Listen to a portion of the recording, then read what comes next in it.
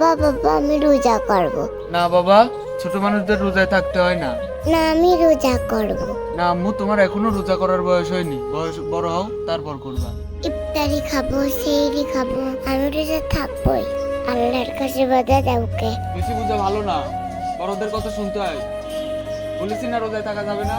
কি হয়েছে? তুমি এই ছোট একটু মানসিক এইভাবে আমাকে বকছো, হ্যাঁ? কি আমার বকাঝকা করা কি আছে? কি হয়েছে? কি আবদার করেছে? তো মানুষ রোজায় থাকতে চাইছে, এখনো তো বয়স হয়নি। না, এগুলো তো আপনারা ঠিক করতেছেন না। দিনের কাজে এখন থেকে আপনি সন্তানদেরকে বাধা দিয়ে আপনার বাচ্চাদেরকে সন্তানদেরকে তো আপনি দিনের থেকে দূরে রাখতেছেন। এখন থেকে ওদেরকে উৎসাহিত করতে হবে। ওরা যদি দিনের কোনো কাজ করতে চায় ওদেরকে উৎসাহিত করতে হবে। ও ছোট মানুষ, ও রোজা রাখতে চাইছে, আপনার উচিত ছিল কি ওকে রোজা রাখতে দেবে। এরকম ঠিক করেন না। এরকম আপনাদের মতো কিছু বাপ মার জন্য, কিছু গার্জেনের জন্য সন্তানরা আজ দিনের থেকে দূরে চলে যাচ্ছে। অনেক বড় বড় মানুষ তারা এখন আর রোজা করতে চায় না, কারণ তাদের ছোট থেকে অভ্যাস নাই।